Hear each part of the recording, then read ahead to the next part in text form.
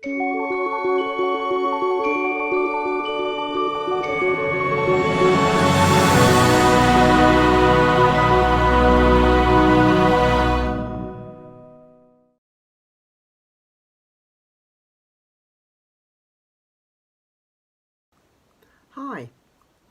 I was talking about the weather in my novels. I was asked about how it's played its role, and I happened to mention that in the latest book, Boxed In, it starts in a shipping container yard, and one of the containers shouldn't be there.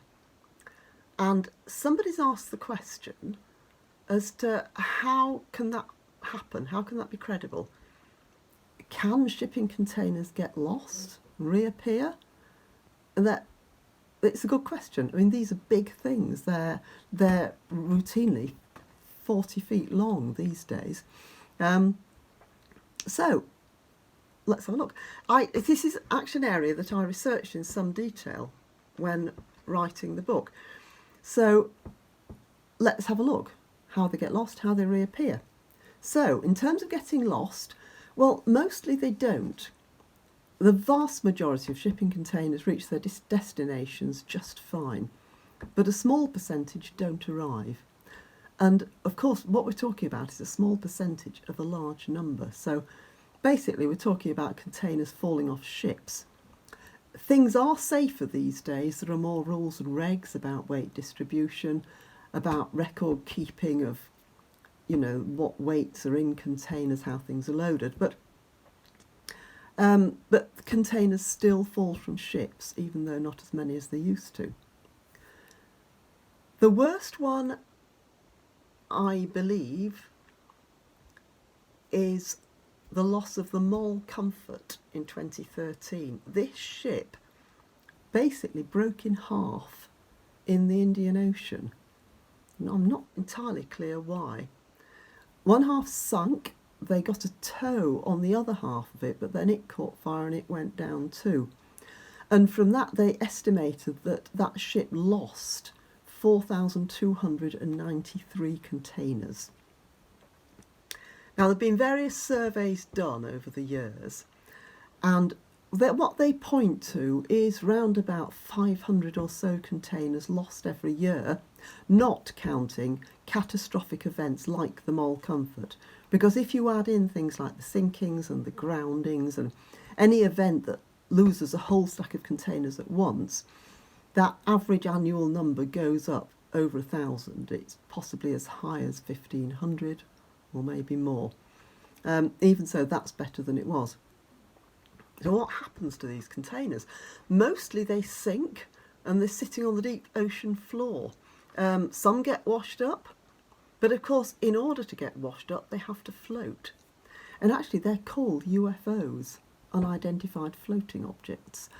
And while they're floating, they are a real danger to shipping, especially yachts. They don't stick up out of the water. They tend to float just below the surface, so radar can't see them. And often they're just not apparent until too late. Obviously, it's the contents that determine whether or not they float. Refrigerated contents will float best and for longest. So, for example, one container that was lost into the Atlantic off the French coast floated for 11 months before being washed up on the southern coast of Great Britain. Well, that's essentially a year of a rogue container floating around in the English Channel, which is one of the world's busiest shipping lanes. Now, not all containers are lost overboard. Big as they are, containers get stolen or simply mislaid. So if you kind of set the scene, you think there's been a storm at sea, a ship's lost some of its cargo, it's going to have to come into port to be checked out, make sure it's safe, the ship's not been damaged, probably have the cargo rebalanced. If you look at some of the photographs that are online of ships that have made it into port after storms, the containers are just heaped on top of the ships. It's like a young child has just tipped a load of Lego bricks, but giant Lego bricks. So imagine this from the port's point of view. We've got an unscheduled arrival, a potentially damaged ship. It's going to need to offload hundreds, maybe thousands of massive containers. So where do you put them? And the answer is, of course, wherever there's room. But there won't automatically be room for all this stuff if it's an unscheduled arrival. So you just find the space where you can. And obviously within this sort of confusion there is ample space for someone to earmark a few of those containers for judicially leaving behind, because after all, who's to say which ones were and weren't lost at sea when it gets to its final destination? Now, record keeping on container movement at sea is fairly meticulous these days, and I did follow a case of an insurance investigation where there was a claim for a container lost at sea. They dug out the records of how the ship was originally loaded, where the container would have been on the ship and so on. And they refused the claim on the grounds that that particular container simply couldn't have been one of the ones that fell overboard. But plain ordinary theft happens too. I mean, it takes some doing. It needs a very big lorry and it needs a crane. There's just last year there was a business in Australia, a car parts business, that lost a container, basically the container from which they ran their business. They offered a huge reward for its recovery. They've got the CCTV of the lorry arriving at night and driving off with their container. Last I heard, they'd found and arrested the lorry driver, but were yet to retrieve the container or the contents. But that's one of those big, obvious sort of acts. Who's to question a gang with a lorry loading something huge onto the back of it? As a bystander, why would you assume that a crime was being committed? So, anyway, containers go missing. But how do they turn up again? Well, they wash up again, now and again, as I've said. If they're mislaid, they're usually hidden in plain sight. Sometimes they don't reappear for years. If you think of those makeshift storage areas that have been made available at the last minute for an unscheduled unloading, possibly in emergency circumstances, so everything has to be speeded up. Sometimes a container is simply overlooked. It sits in a corner for years, becomes so much part of the furniture that nobody questions it after a while. Best lost container stories.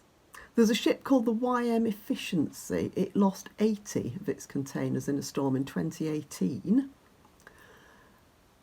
After it lost its containers, fishing boats from Newcastle, Australia, started catching debris from the containers. They've got things like bicycles, brand new bicycles, entangled in their nets. I mean, I'll say brand new, but they're pretty battered and ruined and do nothing but wreck the nets. But last year, so 2020, 2 years after the containers went down, they've started retrieving them, and they're using underwater robots. They've pulled out and actually got back to shore. Some containers turned out to be full of old tyres. It's good that those are no longer in the ocean. They've got some that were full of cardboard. Well, they're still full of cardboard, but it's now very, very soggy. They got two $30,000 brand new pickup trucks, which low mileage, some water damage. Both went directly to the scrapyard. Now, the ship's insurers paid for the clean-up of the Australian beaches where a lot of the debris washed up, but they're arguing over the clean-up of the sea, and at the moment that cost is landing on the Australian taxpayer, which is not great. Also out that part of the world, Monterey Bay National Marine Sanctuary has a big project studying a container sitting on the seabed within the sanctuary, looking at the effects on the ecosystem. Now, lost containers by and large do nothing for a marine ecology because of very often toxic contents, there's plastics, there's oil, there's ethanol, but there are some pluses. Now, I'm sure a lot of you will remember the loss of almost 30,000 plastic toys, basically plastic ducks and frogs. They were lost from a container that went over in the Pacific in 1992. And these plastic ducks and frogs went round the world. They ended up washing up on beaches everywhere. They arrived in Europe in 2007, and they travelled 27,000 miles in 15 years and taught us quite a bit about sea currents. A couple of years prior to that, a very similar thing happened with over 60,000 sneakers that were lost from a container, and they helped scientists trace ocean currents from between Alaska and Hawaii.